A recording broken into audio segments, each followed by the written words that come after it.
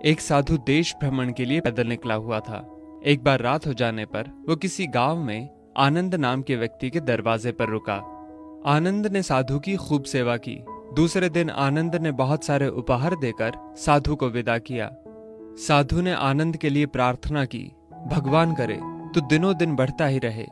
साधु की बात सुनकर आनंद हंस पड़ा और बोला, अरे महात्मा जी, जो है ये भी नहीं रहने वाला। साधु आनंद की ओर देखता रह गया और वहां से चला गया। 2 वर्ष बाद साधु फिर आनंद के घर आया और देखा कि सारा वैभव समाप्त हो गया है। पता चला कि आनंद अब बगल के गांव में एक जमींदार के यहाँ नौकरी करता है। साधु आनंद से मिलने गया। आनंद ने अभाव में भी साधु का स्वागत किया। झोपड़ी में फटी चटाई पर बिठाया, खाने के लिए सूखी रोटी दी। दूसरे दिन जाते समय साधु की आंखों में आंसू थे। साधु कहने लगा, हे भगवान, ये तूने क्या किया? आनंद पुनः हंस पड़ा और बोला, महाराज, आप क्यों दुखी हो रहे हैं? महापुरुषों ने कहा है कि भगवान इंसान को जिस हाल में रखे, इंसान को उसका धन्यवाद करके खुश रहना चाहिए। समय सदा बदलता रहता है और सुनो, ये भी नहीं रहने वाला। साधु मन ही मन सोचने लगा, मैं तो केवल भेष से साधु हूं, सच्चा साधु तो तू ही है आनंद। कुछ वर्ष बाद साधु फिर यात्रा पर निकला और आनंद से मिला तो देखकर हैरान रह गया कि आनंद अब तो जमींदारों का जमींदार बन गया है।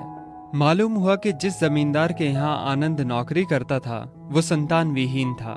मरते समय वो अपनी सारी जायदाद आनंद को दे गया। साधु ने आनंद से कहा, अच्छा हुआ वो जमाना गुजर गया, भगवान करे अब तू ऐसा ही बना रहे। ये सुनकर आनंद फिर हंस पड़ा और कहने लगा, महाराज, अभी भी आपकी नादानी बनी हुई है। साधु ने पूछा, क्या ये भी नहीं रहने वाला? आनंद ने उत्तर दिया, हाँ, या तो ये चला जाएगा या फिर इसको अपना मानने वाला ही चला जाएगा।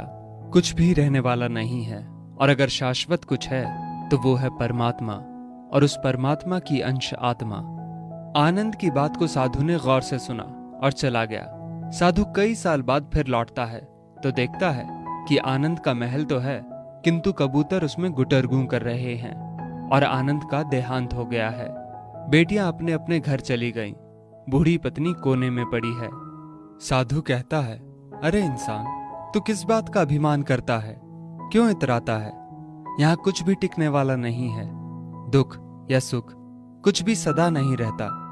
तू सोचता है पड़ोसी मुसीबत में है और मैं मौज में हूं, लेकिन सुन, ना मौज रहेगी और ना ही मुसीबत। सच्चे इंसान वे हैं जो हर हाल में खुश रहते हैं। मिल गया माल तो उस माल में खुश रहते हैं, और हो गए बेहाल तो उस हाल में खुश रहते हैं। साधु कहने लगा, धन्य है आनंद तेरा सत्संग, और धन्य है तुम्हारे सतगुरु। मैं तो झूठा साधु हूं, असली फकीरी तो तेरी जिंदगी है। अब मैं तेरी तस्वीर देखना चाहता हूं, कुछ फूल चढ़ाकर दुआ तो मांग लूं। साधु दूसरे कमरे में जाता है तो देखता है कि आनंद ने अपनी तस्वीर पर लिखवा रखा है, आखिर में ये भी नहीं रहेगा।